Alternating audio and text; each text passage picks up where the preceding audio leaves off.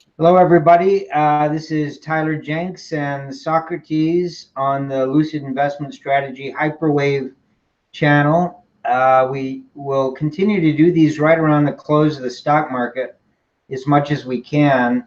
And we'll try to do Sunday night closes of Bitcoin as we get close to that. Nothing's going to quite match last Sunday's close where we were closing out monthlies, weeklies, and dailies. But a lot of interesting things going on. Mainly today's in the gold market. Just sort of came out of nowhere. We're going to start with gold today because there's some huge moves and I think some very important action taking place. Stock market was kind of neutral today, but leaning in a positive direction. And Bitcoin, after a tough day yesterday and this morning, is trying to claw back towards the 11,000 area and struggling a little bit. So we'll take a close look at that too. Socrates, how are you doing today? I know you're doing a bunch of trading and you'll show some of that to us. But other than that, how are things going? Things are going great. It's another beautiful day here in the Rocky Mountains. Today is Tuesday, so that means I've got some softball coming up this evening that I'm looking forward to. Great. And as mentioned, in the meantime, I've been at my head in the charts and definitely seeing some opportunities out there that I'm excited to talk about today. See some familiar faces in the chat, seeing Nick Core and Tone Vase there, so wanted to say hi to them. Thank you guys for tuning in, and we'll be looking forward to looking at some charts today. Terrific. That sounds great. We will jump right into a gold chart up about $30 today, and junior miners, the GDXJs, were up close to 5%. So big moves in a very important area. So what I'm going to do is I am going to just quickly pull up a gold chart.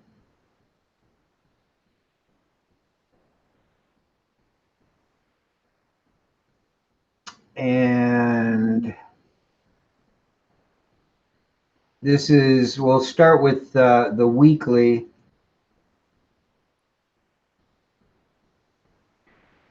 And as you can see, we had a nasty looking candle on a green 5, but now we've got a wonderful looking candle reversing that. The price action itself is what's important to me.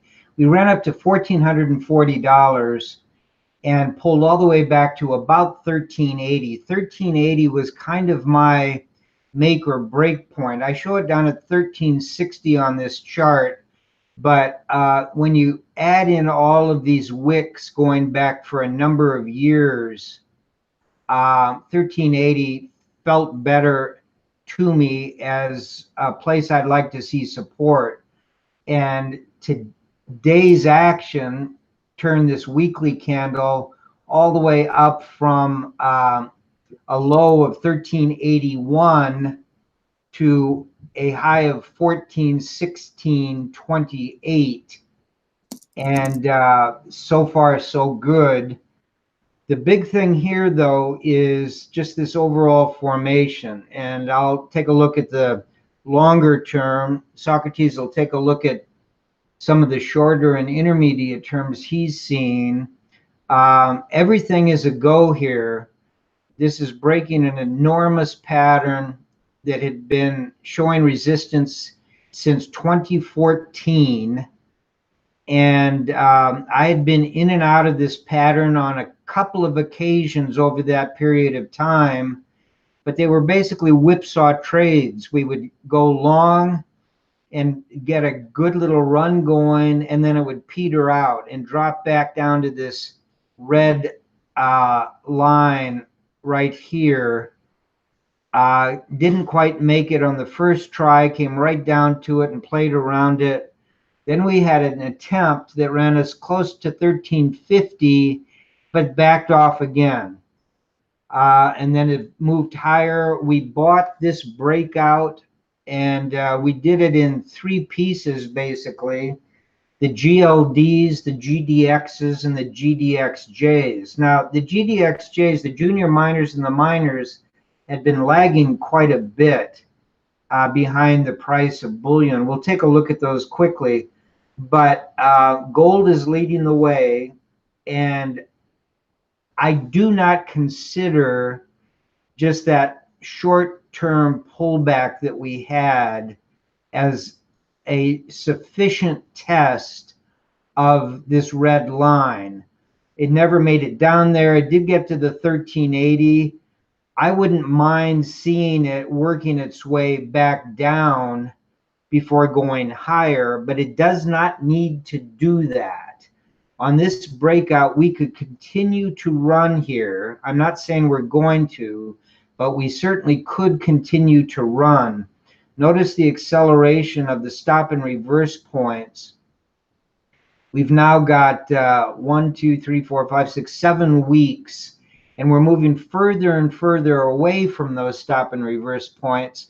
So there's a lot of room, first down to the 1380 period point again, all the way down to the 1350 to 60, and then support with the stop and reverse points coming up.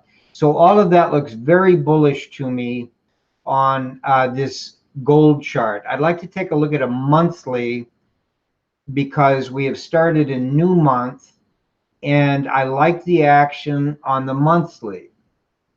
We've got a body of a green 2 above the body of the green 1. We still haven't gone up as high as the wick, and I'd like to see that, but I fully expect that we're going to.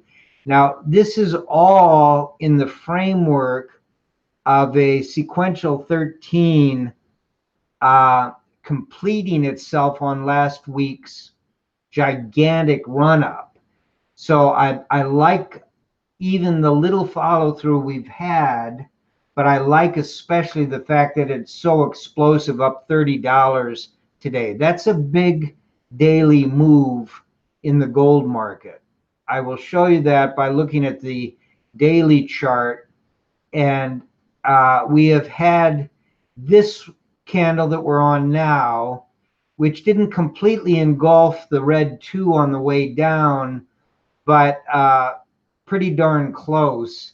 I'm not calling it an engulfing candle, but I love, after a red 2 below a red 1, to snap back so sharply and to close on a daily basis above that 2.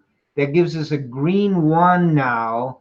So action tomorrow on a daily basis to the upside could be a very nice buy signal. We need to get above the 9 and above this this area, which are all almost exactly the same. On the closing basis on the 9, we had 1423. On the body of the high, we got all the way up to 1424 on this candle, but we closed at 1409, and then we pulled back. Then we came back up on the red 1 to 1424 again. So we've got 3 significant points there between the 9, the green 9, the green 1, and the red 1.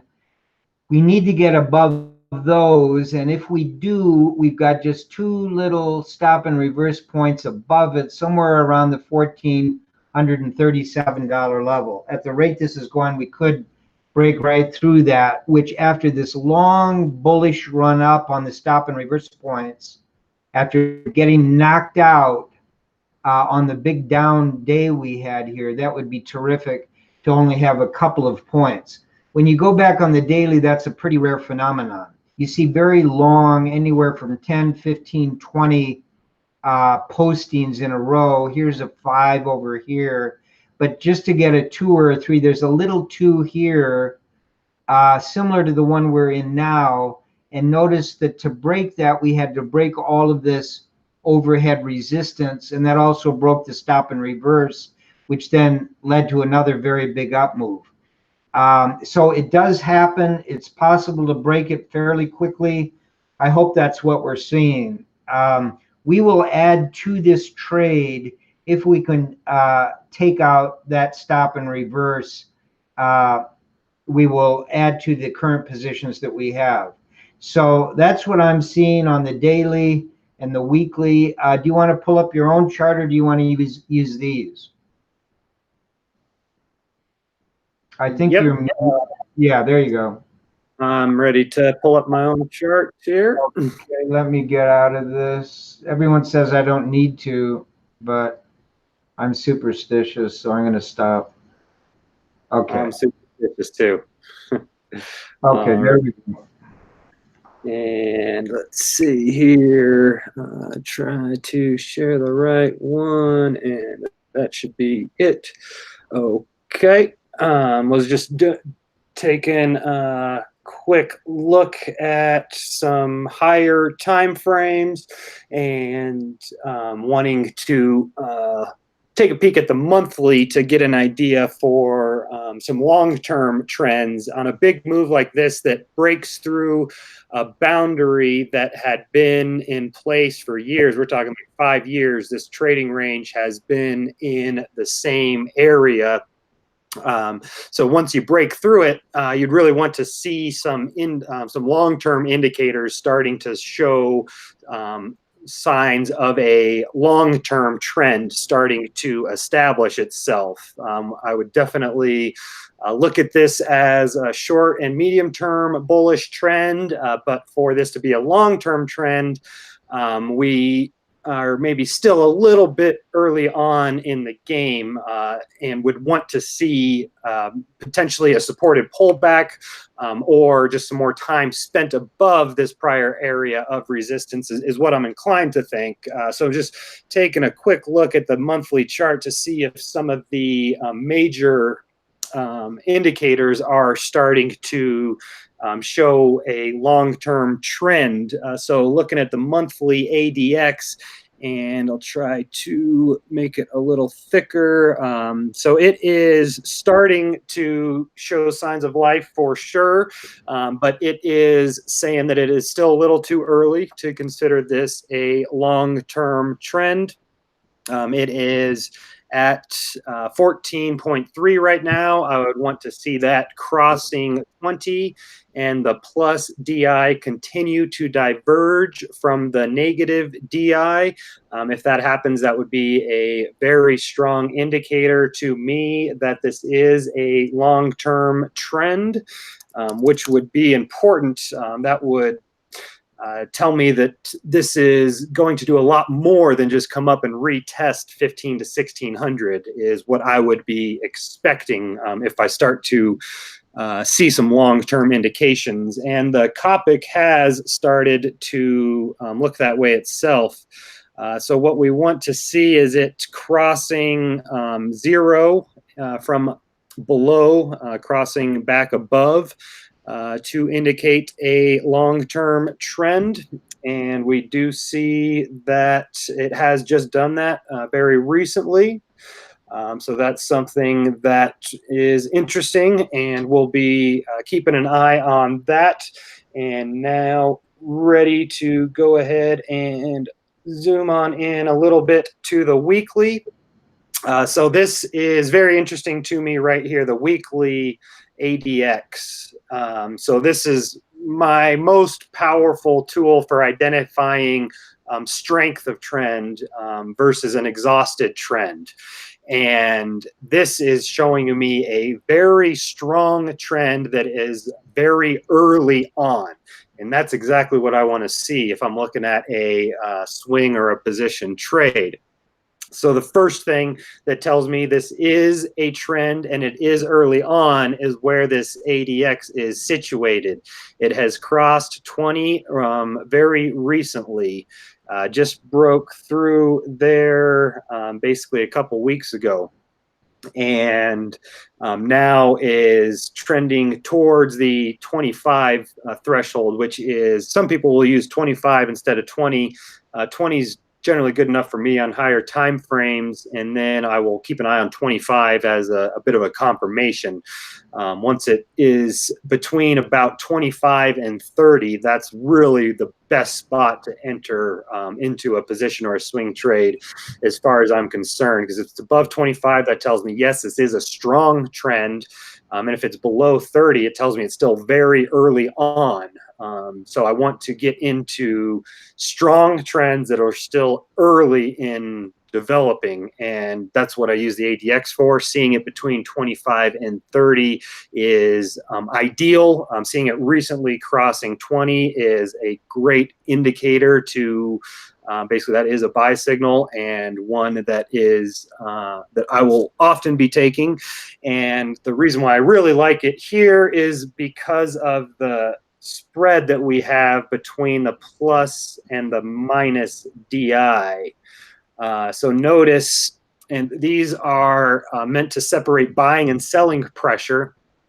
And when they are really spread out, that shows that there is a lot of, in this case, buying pressure, since the plus DI is above the negative DI. When they're really close, it's telling you that it's a pretty fair fight, that, you know, maybe it's like 51, 52% buyers and 49, 48% sellers. When it's close, it's saying that the bulls are winning because the plus DI is above the negative DI, but it's saying that it's not in a significant way, that it's still like basically a very fair fight.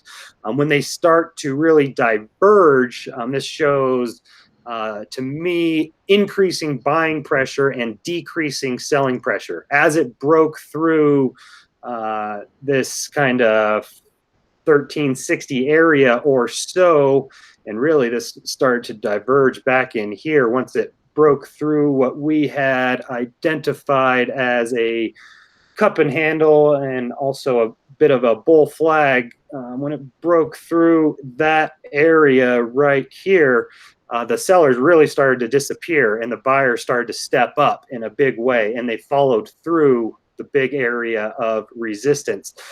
So this weekly ADX is very important to me. It's showing that this is a strong trend that is early on, and that the buyers are very much in control. That my mind just kind of pictures it as a boxing match it's a fight between the bears and the bulls, and the bulls are winning in a big way, and they're not getting tired yet. They're still very fresh and very early on, whereas the bears are down for the count, essentially.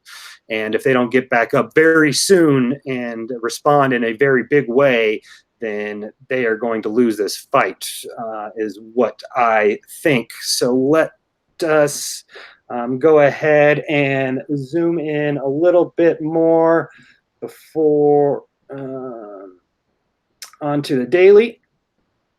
And the Parabolic SAR is something that we are looking into. We're planning on a show that just focuses on it exclusively, where we'll go through, and the plan is to calculate them by hand, showing each variable that can cause it to, say, like right here, you see it doesn't continue moving in the same sort of speed and velocity, and has this little sidestep. We are working on figuring out exactly what can cause that, and we'll be trying our best to bring you a show to uncover exactly what's going on here. And right now we're at a bit of a sticking point where it seems like the calculation that TradingView is using is slightly different than what Wells Wilder had originally developed. So I've got his calculation. I've been going through and trying to figure all these little points out, and there are a couple that I just cannot figure out what is going on. So there is some more research that we're going to be doing, and we'll be doing our best to get you a show. But am keeping an eye on these daily parabolic SARs. When you see the SARs break after a long run after they're in the same direction for a long time, that is an indicator to me that we are needing to correct. So let's take a look at what we can see. Like, notice how long the price was above these SARs. We haven't seen anything like that in a very long time, and that's to be expected because it's been in such a choppy environment. But basically, the longer the price is above the SARs, the more they're going to accelerate towards the price. And the more that proceeds, the more likely these are to be broken. Essentially, the longer that the price trends, the more these are going to accelerate towards the price. And the more they accelerate towards the price, the more likely they are to get broken. So as they start getting really close to the price, you really expect it to get broken. It's been a long run and it's really accelerated very tight.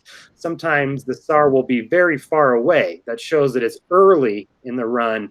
When it gets really tight, that shows that it's late and you're expecting some sort of reversal or correction to be right around the corner. And once this finally does break, now we're getting our correction, or so it seems. Excuse me while I drink some water. And that is confirmed with the daily ADX. So we see a much different story from the weekly. The weekly's early on, saying that this is a strong trend and that it's early. The daily is saying that this is late. So of course we trust the weekly if we're looking at over the next couple months or so.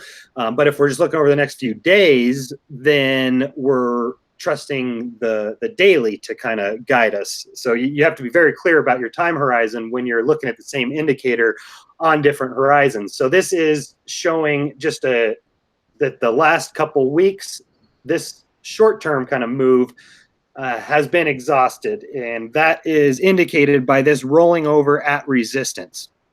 So we take a look at any time this thing gets above 50, that's really telling us that the move is becoming exhausted. But you still have to wait for it to kind of roll over, because you see that it can keep going way above 50. Basically what you want is for it to be above 50 and then to roll over. And that is what we're getting right here, which tells us that this is an exhausted move that is needing to correct. And that's what the Parabolic Stars are saying. That's what the ADX is saying. The DIs are also agreeing, kind of showing these converging.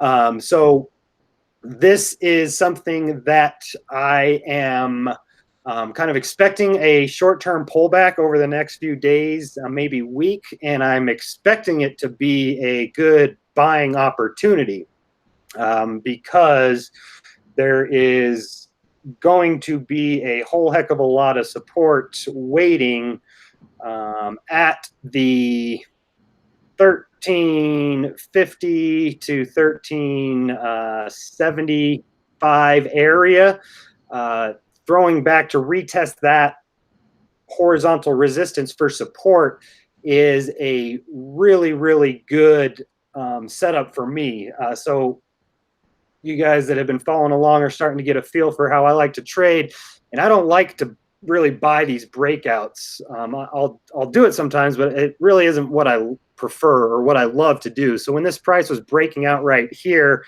I wasn't very interested in buying it. But if the price throws back and retests the boundary for support, now that is something that I'm very interested in buying. Like Tyler said, it doesn't have to happen, and it doesn't always happen. And as a matter of fact, Peter Brandt says that the best breakouts come without a throwback. So the strongest trends and the best moves will follow breakouts that do not have a throwback. So if you're always waiting to buy this throwback, then you can often miss the biggest moves. Let me just jump in for a second, because that's a brilliant point. And obviously Peter Brandt would be the one to make a brilliant point like that.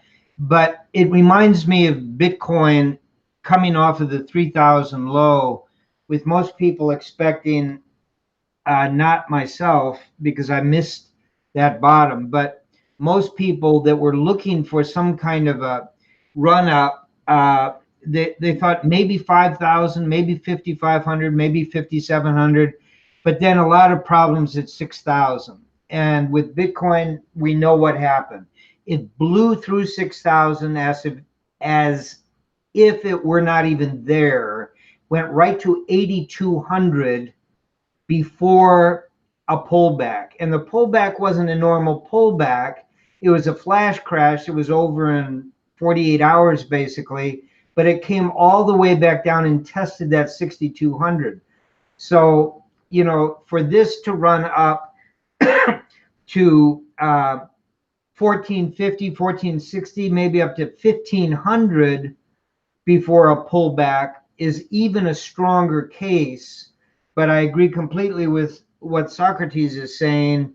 I took a small position of client accounts in thirds on that breakout, a third in the GLDs, the bullion, a third in the GDXs, which are the major miners, and then a third in the GDXJs, which were the junior miners, with the idea that if there was a pullback, then we would add to it around that point that Socrates is talking about, 1750 to 1780, 1790, somewhere in there that represents that long period of support, 5 years of support. Perfect place to buy back. What you often find is when something is that perfect, and therefore most people are expecting it to pull back to that it doesn't happen, which is why Peter Brent made that comment. If this thing can take off from here and keep going up, it's going to leave a lot of people behind that are expecting a pullback. And therefore, those people will end up buying at higher prices, forcing it up even higher. So as Tone talks about, as Socrates talks about, as I talk about, you've got to be ready for all options. Both of those are reasonable options. And there's a third one, which just turns into a false breakout, breaks down back below that blue line and keeps on going. A big bull trap. That would be one of the beauties of the ages if that turns out to be that, particularly with the long-term technicals that Socrates just went through, the Copic, the ADX, and there's a bunch more that are signifying this is more than just your average run-of-the-mill breakout. So you've got three ways to go here, each of which you can assign your own probability, but more importantly, be ready to trade any one of those three options as time goes on. And don't be surprised when any one of the three actually occurs. That's the whole idea about money management. You don't marry yourself to one of the options or two of the options. You look at the entire palette that is being presented to you and know what you are going to do in each of those three cases. So sorry to jump in on that, but that was a great quote.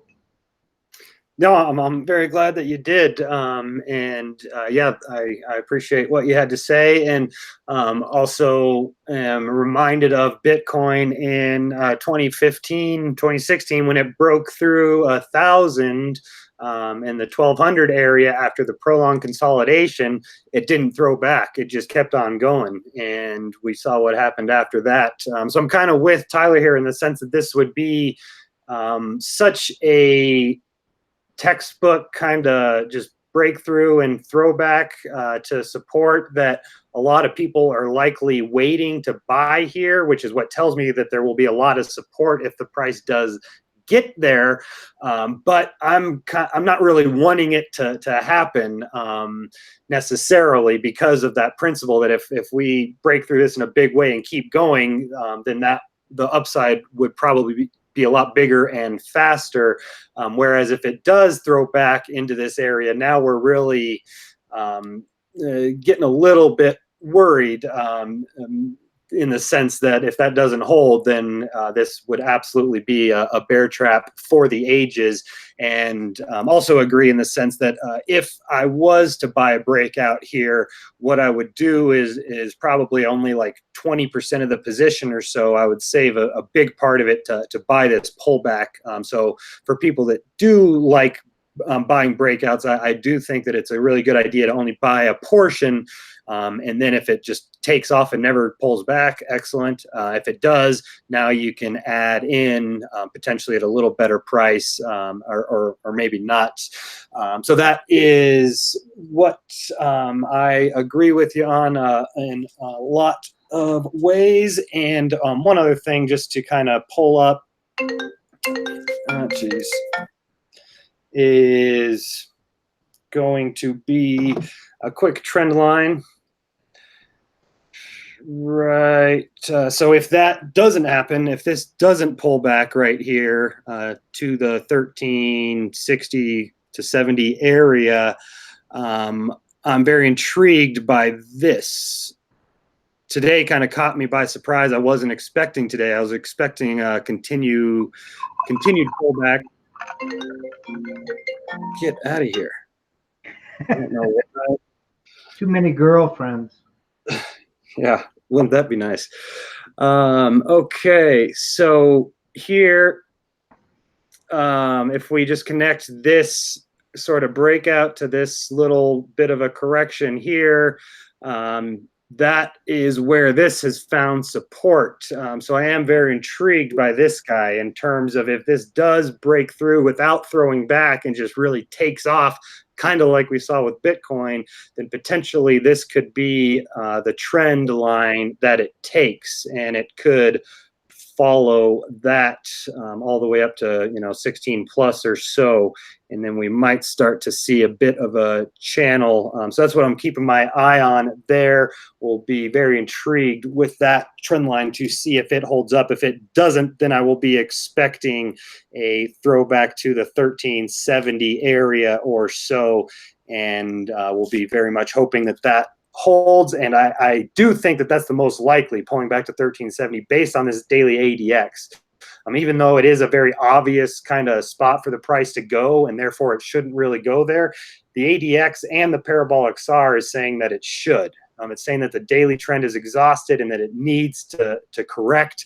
And for that to happen, it would either need to just go straight sideways or pull back to retest that boundary, which is what I think is the most likely. I'd give this trend line the 25% chance or so of it actually holding up. And that's everything I've got on gold. Anything else you wanted to add before moving on? No, that's great, except I think what I'll do is I'll jump on screen share here. I want to pull up the GDXs, particularly also we can take a look at the GDXJs. We've been saying for some time now that the shares, mining shares, have not been keeping up with the price of gold. But I always like to see confirmation by similar assets when one asset, and if it's a main asset like Bitcoin to the altcoins, how they are reacting to it. Because if everybody's moving together as opposed to just the main player, to me that's much more bullish for the main player as well as for those other assets. So what I'm going to do here is I will pull up this chart, and then we'll take a look at the GDXJs, which were up 5% today. And what surprised me about this chart is that this big gap here, which I didn't know had occurred, and then we tried to fill it on the daily yesterday, and then we blew straight back up from it. I like that action a lot. If you look at the weekly, when you go to higher time frames, very often gaps are filled because of the action that takes place within those 5 days. And you don't see it here. But what you do see on this bigger time frame is how far below the GDXJs are, the junior miners, from this peak in 2016. Going back to the XAUs, 2016 is this peak right here. We just blew through that on the gold prices, and on the GDXJs, the junior miners were nowhere in the same vicinity. So that's one indication of the lag. I do like the fact that this action as a low is above this action, but I won't get really excited about these. We did take a position in them, mainly from the point of view that when these things start running, they run very big, much more than the underlying gold prices. So this is almost like a leveraged trade to gold if it can get going. We need to take out this high, so we end up with a major consolidation low above a low, and then a high above this high. It's a different pattern than gold altogether, but one that I think is worth looking at. I like the fact that these last 2 days, or excuse me, these last 2 weeks have taken out this peak, which was back in February. And so you do have lows above lows and now highs above highs. It's just that it's way behind the GLDs themselves. I'll just pull the GDX up quickly because you see here the same kind of action, but much stronger than the GDXJs. Blew right through, and on a weekly basis, we did get this gap that has not been filled and doesn't look like it's going to be filled. This action not only is well above this action, but again, above this one, and this one, at least on the wick basis right here. So now we're all the way back to January of 2017 on the major miners, the GDXs. So you've got GLD is leading the way. That's to be expected. GDX is well below where gold is, but is moving in a more powerful fashion than the GDXJs. So depending on who you are and how you like to trade, you might weight those 3 pieces,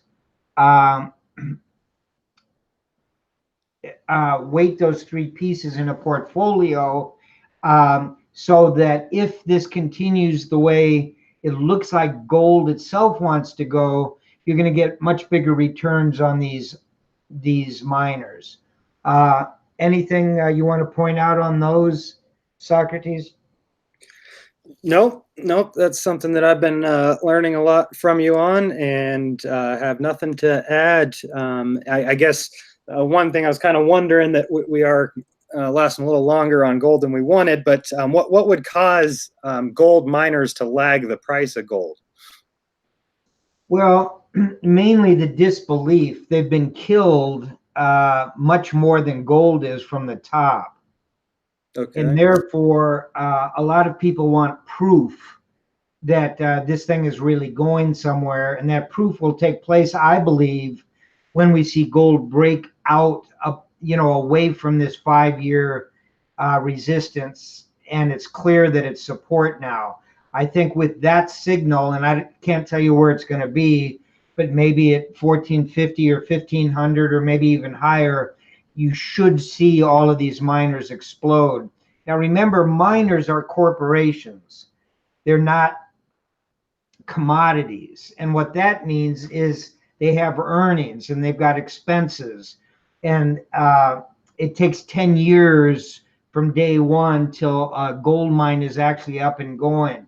So when prices have been dropping, as the miners have for such a long period of time, from 2011, look how far down these miners fell. They actually took out the lows of 2009. When you look at the GLDs over the same long period, you can see that it doesn't even look like the same chart on this pullback from 2011 2009 was all the way down here, and on the GDXs, this came below that level. So they are sometimes years apart, but that doesn't mean you can't be understanding what the leverage relationship is between the gold and the miners. Once you have hit your profitability on the price of the gold that it takes to get out of the ground, everything above that is gravy. And because it's gravy, it's leveraged much more than the gold price itself. But you got to get to that point, mine by mine, corporation by corporation, before you see that explosive move.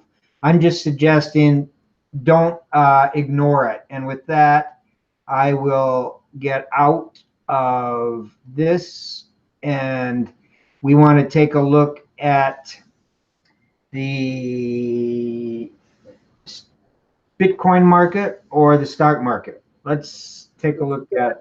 Do a quick look at the S&P and finish with Bitcoin. Great. That sounds good. Yeah.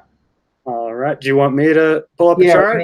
You start it off, and then I'll jump in. I'll keep this very brief.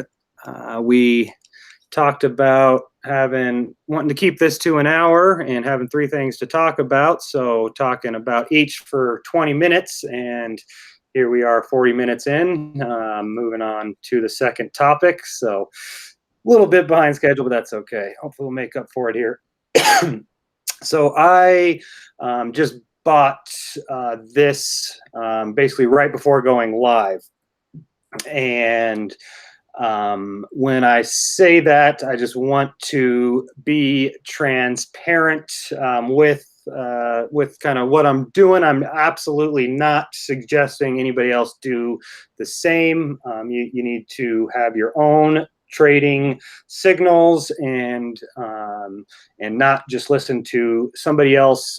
But this is a position that I just opened right at the daily close. So this is looking very bullish to me, and I really like the risk reward that is offered from a long.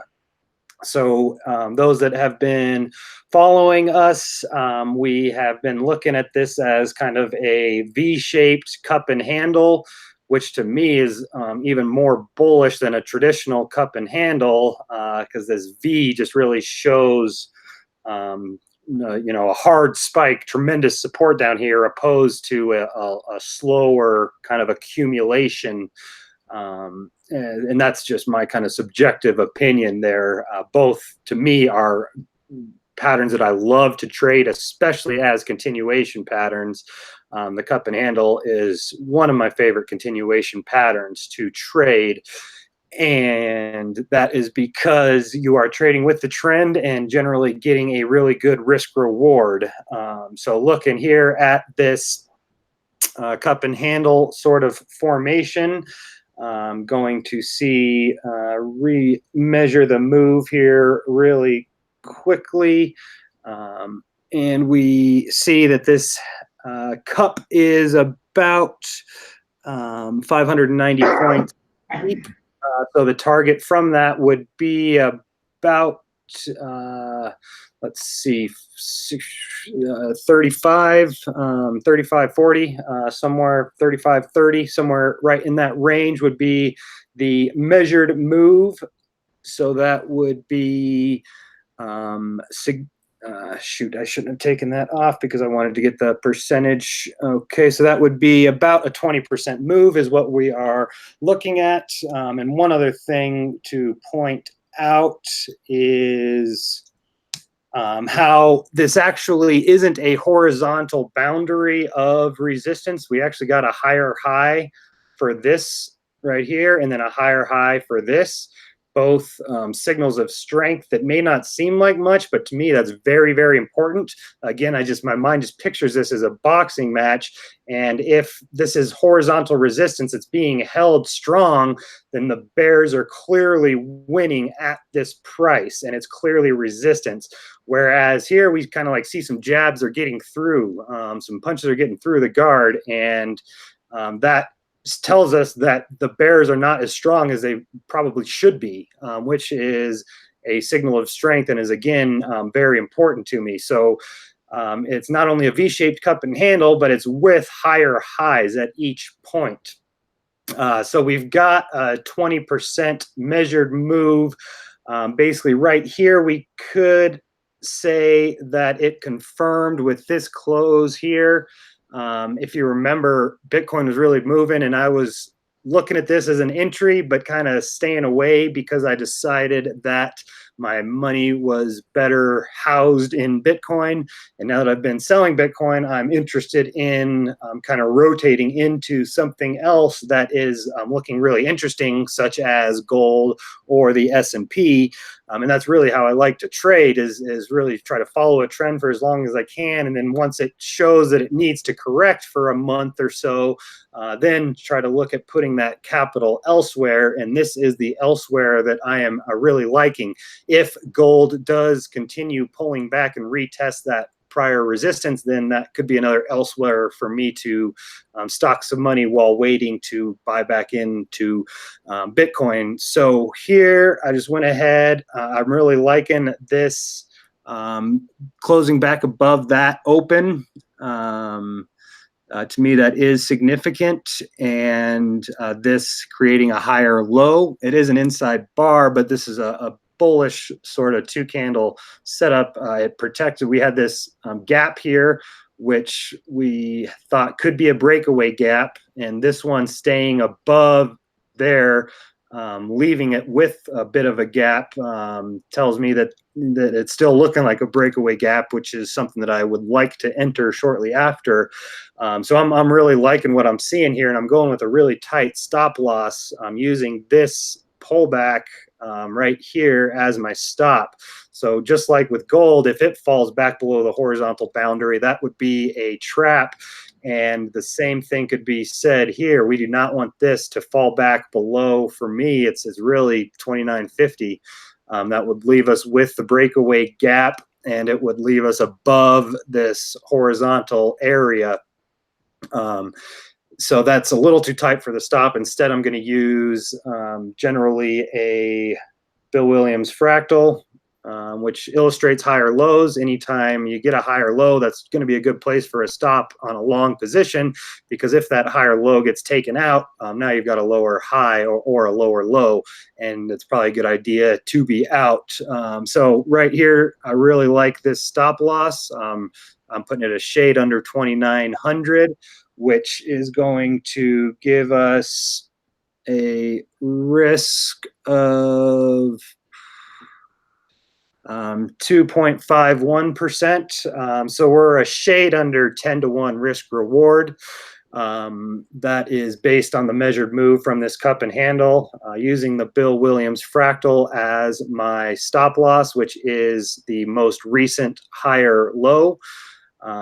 Gives us slightly more than a 2% risk. The reward is about 20%. So that's something that I really like. I could be right on this only 1 out of 5 times, and I'm going to make some money.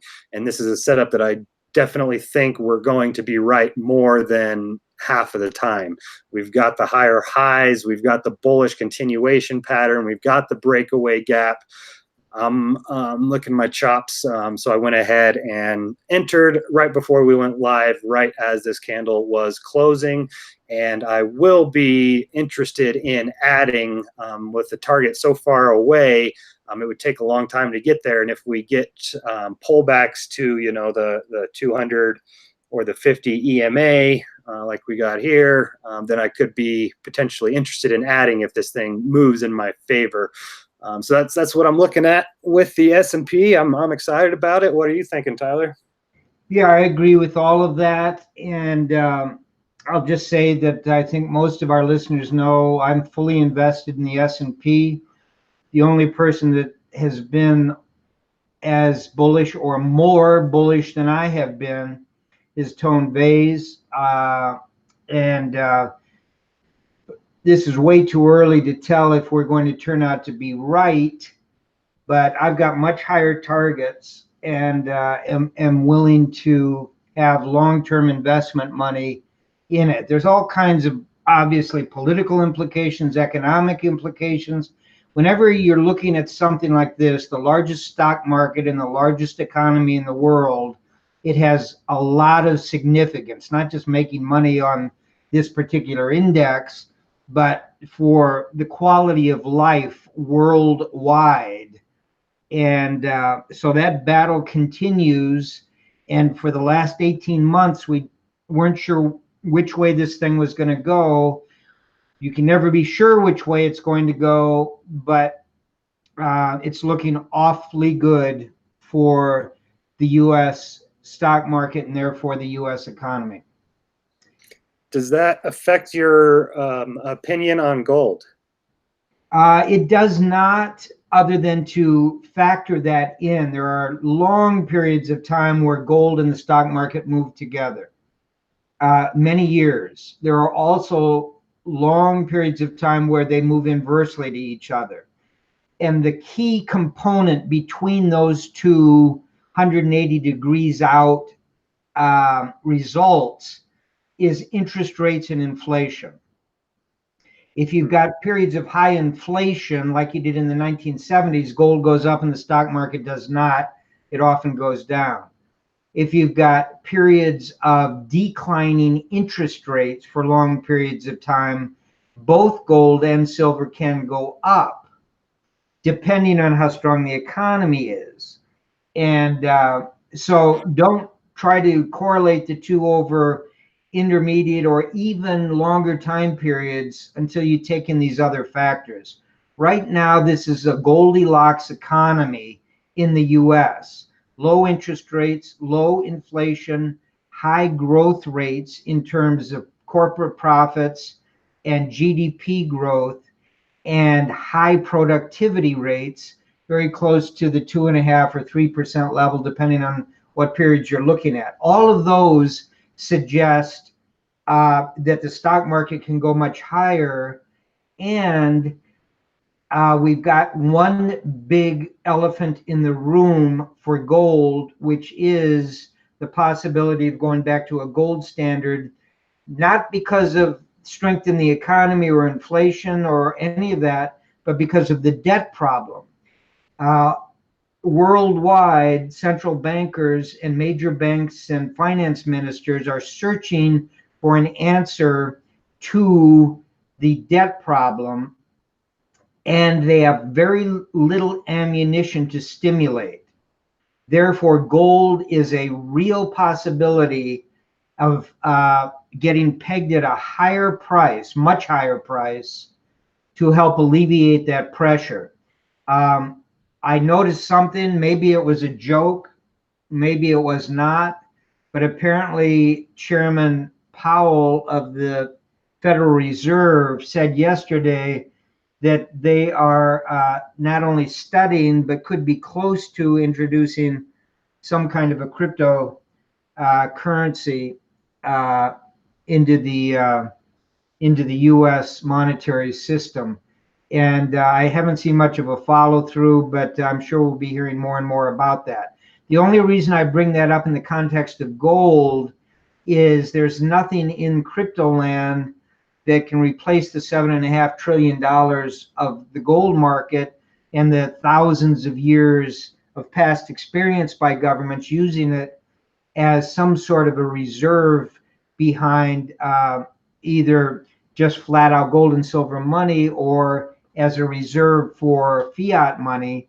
So I still lean in the direction that unless Bitcoin can enter a major bull market and run up to 100,000 to 400,000, which puts it in the category of the value of worldwide gold, that gold is still number one on everybody's checklist if they need quickly to turn to some kind of a solution to the debt problem. So there's a lot of interrelated things here, but for now, the S&P and gold both look very good at the same time.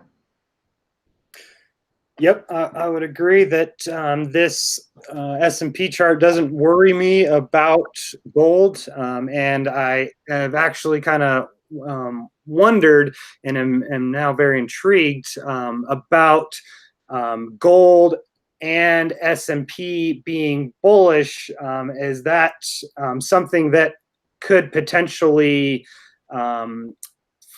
precede a big bear market or depression or recession? And the reason why I wonder is kind of the last time that I'm aware that we had a big bull market in gold and a big bull market in the S&P was leading up to the mortgage crisis in 2008. And what really kind of piqued my interest was that you said the environment which would allow for bullish, the bullish stock market and a bullish gold market would be low interest rates, and low interest rates would also, basically be coming at the end of a big bull market, you would expect. So seeing low interest rates and gold finally taken off, along with the S&P taking off, could that be what precedes the big ultimate correction?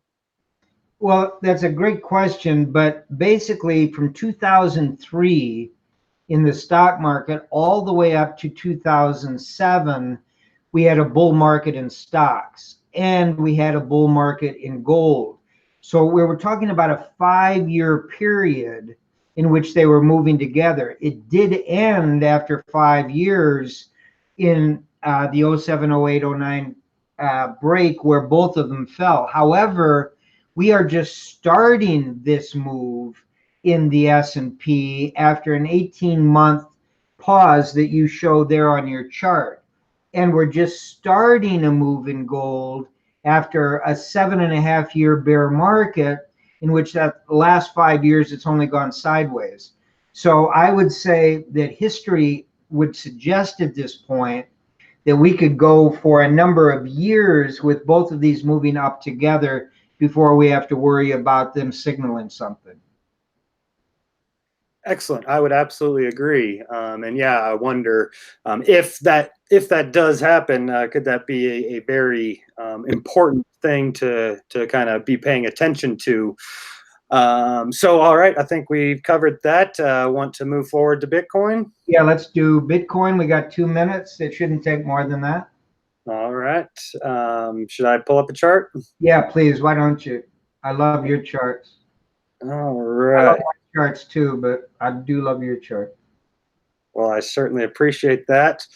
So at the top of the show, I was saying that I'm seeing a lot of opportunities, and I mentioned that I bought the S&P and I have orders on the books to sell more Bitcoin. I am really dismayed at this price action because I might have just missed my exit, but that's okay because I mentioned I was already selling enough. I was feeling comfortable, and really, if I was to sell more, it'd basically be a short in the sense that I would be selling more than I want to if I'm very confident I can buy back cheaper, which is what I like to do in Bitcoin bull markets instead of shorting, because if I lose, I only lose out on opportunity. My capital remains intact.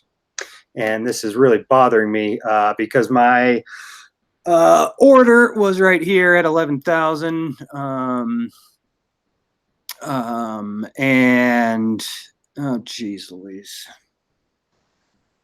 So my order was right at 11,000 to sell right here. That's based on the 50 EMA on the 4-hour chart.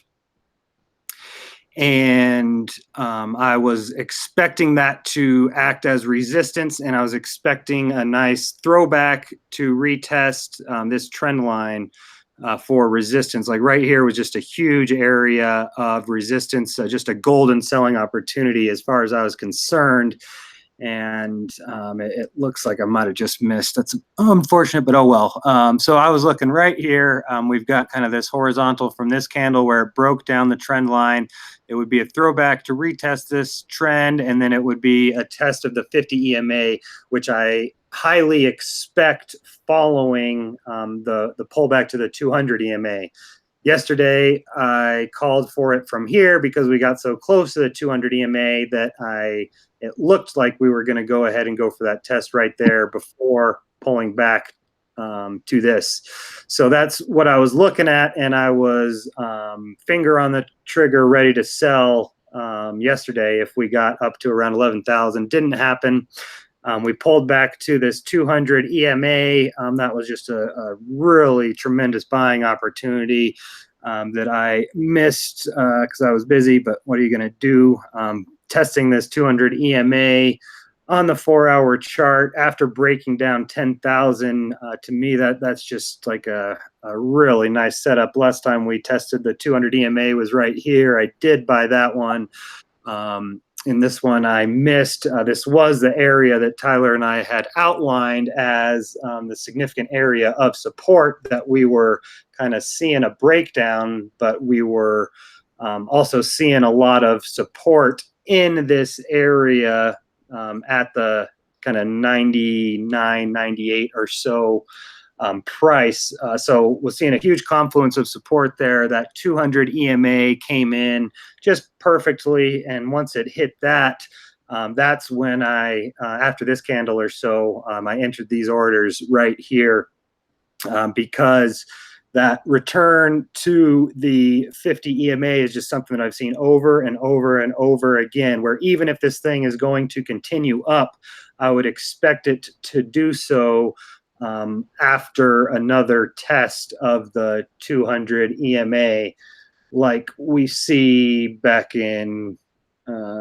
basically like we got back in here. This played out just how I would want to see it, and it's no real surprise. You know, it doesn't always work how you want it to, but when it does, you shouldn't necessarily be too surprised. So right here, we got the pullback, the test, and then the go to the 50 EMA. I was calling for this when we were doing the show live on air. I was saying, watch for this. And that is exactly what I was thinking yesterday when we were right here. So basically, this is what I'm expecting. I'm not expecting this 200 to hold. Again, it might, but it'd be too early to call for anything else. So basically, this was really what I was expecting to see, and that's why I wanted to go ahead and sell 11,000. I thought that this was really a slam dunk, and I wanted to sell a lot more than I originally expected because the risk just really wouldn't be too much. I'd be able to buy back very shortly above if this thing did continue on. So seeing this get very close to testing the 50, I'm not ready to adjust my orders. Really, that's a big, that's price already moved $300 down from where I was looking at selling. I'm still going to look at this 9 EMA to act as support and potentially send it back up for a 50 retest, but this thing rolling over and getting its first test after the 200 EMA with support is a high probability sell for me. And even if the price does continue, I would expect it to do so after another pullback to the 200 EMA. So that is really what I am expecting to see. I'm kind of bumming out that it looks like price may have turned around before hitting my orders. If that's the case, then I'm not too interested in selling right in here. I'll just wait to see what happens, and would be watching for a return to this 200 EMA. Basically, if it does get to the 50, great, then I'll probably be able to take advantage and sell. If it doesn't and just pulls right back, then so be it. I'll just kind of sit on the sidelines. I sold a lot already, and I'll just be waiting to see how it develops from there. One thing that I wanted to point out that's very important to me, and is another reason why I'm kind of wanting to sell more than original, and that's this volume bar. This huge selling volume that's basically the biggest thing we've seen. I realize a lot of people have good reason not to trust the volume data, but it's something that I have relied on heavily for a long time.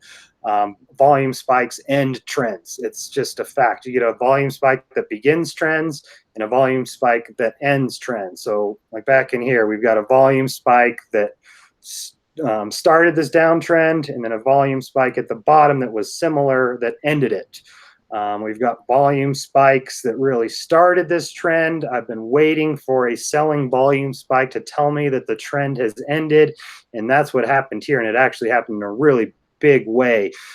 So that is something that there's good reason to doubt the volume data, but even if 90% of it is fake, I can still use the 10% of it relative to each other, in the sense that if there's a huge volume bar and only 10% of it is real volume, well, that 10% is still much more significant than the prior bars 10%. You know what I mean? So I really like volume, and for me it's a very important way to identify the end of a move, and this huge selling bar and this huge wick is something that is telling me this isn't just a small dip that's going to be a buying opportunity like this was. Instead, we should be getting a very significant correction. And when we get significant corrections, I would want to see it return to my long-term moving average, which would be the 50-week or the 200-day EMA. So that's what I got. Do you want to take over screen share, Tyler? No, this is a great chart. And I agree with all of that. I have got orders in for some clients between 7,500 and 8,500. But I'm taking them off because of the way this chart is beginning to look. I'd love to buy down in the low sixes again. For certain clients, we're completely out. Most clients, we bought 20% of X. We sold half of it at 8,800. For a small number of clients, just because of their personal situation, we sold the rest of it today up around the 10,000 area, and now they're out. But for most clients, we're going to keep that small amount that we have, because it's only 10% of X. We've got 90% of X to go, and the question is, where do we put it to work? And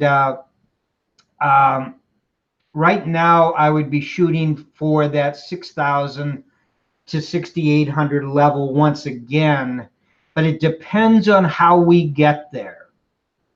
If we come shooting straight down, we could hold the 7,500 level.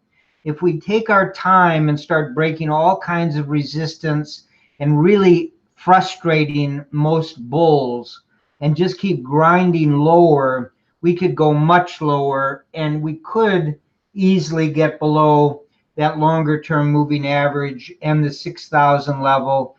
And then it brings into play all of the other numbers, Tone's numbers, my numbers, and yes, even as low as 1,000 because of the hyperwave target. But for now, that's way ahead of ourselves. Consensio is not yet rolled over and told people to get out.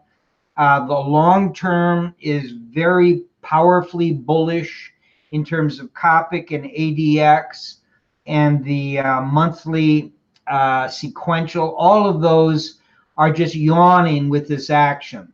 And as long as that's true, everybody needs to take step by step as the evidence comes in on where we are and what we're doing. But other than that, I completely agree with Socrates' analysis. And then the only other thing is, I'd love to look at your analysis of the Turkish lira. You've been following that for a long time, and I understand that that got kind of exciting for you today also. And we do have a number of people that are following that. Yeah, definitely. That was actually yesterday. I'm not sure if exciting is the word I would use. Was stopped out. It was in some profit, but not nearly as much as I was originally hoping for. So this was something that I found very interesting, and something I've actually been wanting to talk to you about in terms of the stop loss was originally based on Hyperwave going to be weekly close below phase 3. So here's phase 3, and let's take a look at the last week's close.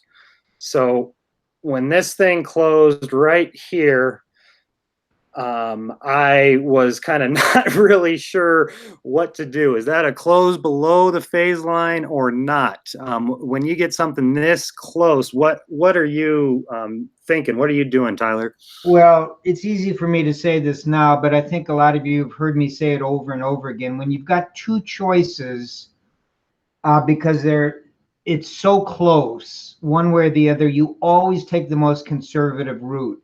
And for me, a conservative route is moving out of a risk asset into cash. So I hate to say it. I wish we had been talking yesterday. I would have said the same thing to you. When it's too close to call and it could either be right on it or under it, I would get out of it, because when a phase line breaks, then that is the worst thing that can happen in the world. Well, maybe not the worst, but it's pretty bad. And therefore, I would rather get out of it and be wrong and have the price prove me wrong and make me look like an ass for a short period of time, because I'd buy right back in after that green candle if this red candle hadn't taken place. And I would have lost a tiny bit of opportunity if I did that. So that's always my approach as a long-term investor is don't worry if you're wrong and you're not quite right when it's a coin flip. Always take the most conservative that will get you back into cash. As you know, I love cash. It's my favorite asset class. Excellent. Yeah, and I have a very, very similar viewpoint to you as well. So with this being so close, I decided that I needed to make some moves and basically not wait for another week to go by, and tweeted out that with this closing so close that I just do not like the idea of waiting for a whole nother week, because we know what can happen, and it is possible that my trend line is drawn incorrectly. Maybe it should be like up here or so, and it's clearly below. I looked at it a number of different ways. In reality, I think that this wick and this wick could be used to kind of put it even down a little more and make it clearly in, but I wanted to be very conservative and say that really I don't know here. So what I decided was, instead of exiting right here at the close at 578, was I set a hard stop loss at 571, or right below the low of that candle. So that was 1.2% away. So I assumed a little more than 1% risk.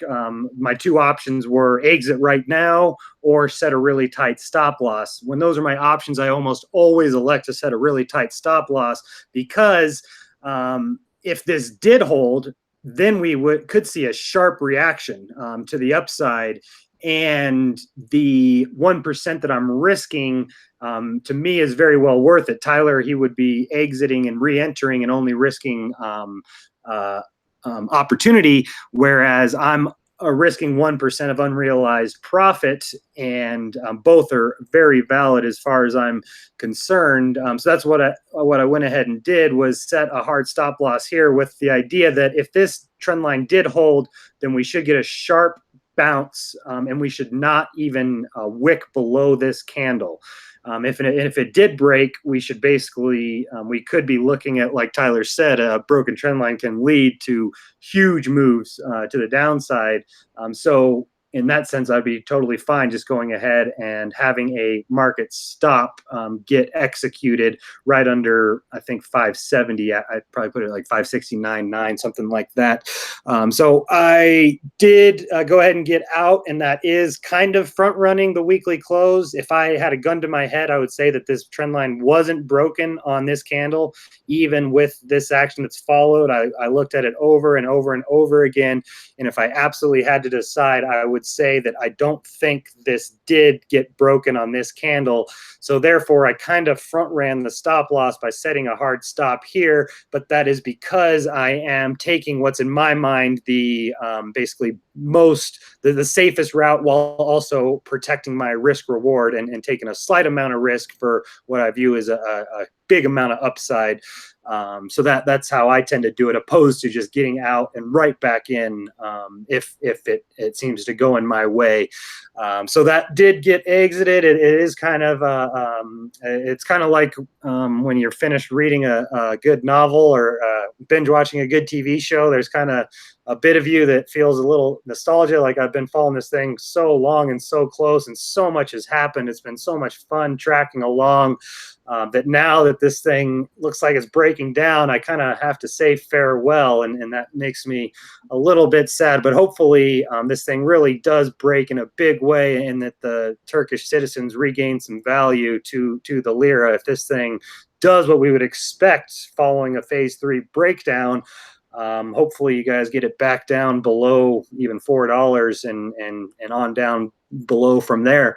So that's everything that I've got on the lira. I'm sorry to say farewell, but that was it. It was a lot of fun while it lasted, and now it will be time to probably focus more on the stock market and gold.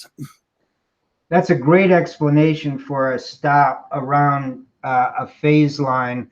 I'll just take one more minute by looking at the big candle in April, beginning of April, which is a red candle that spiked way below the phase line.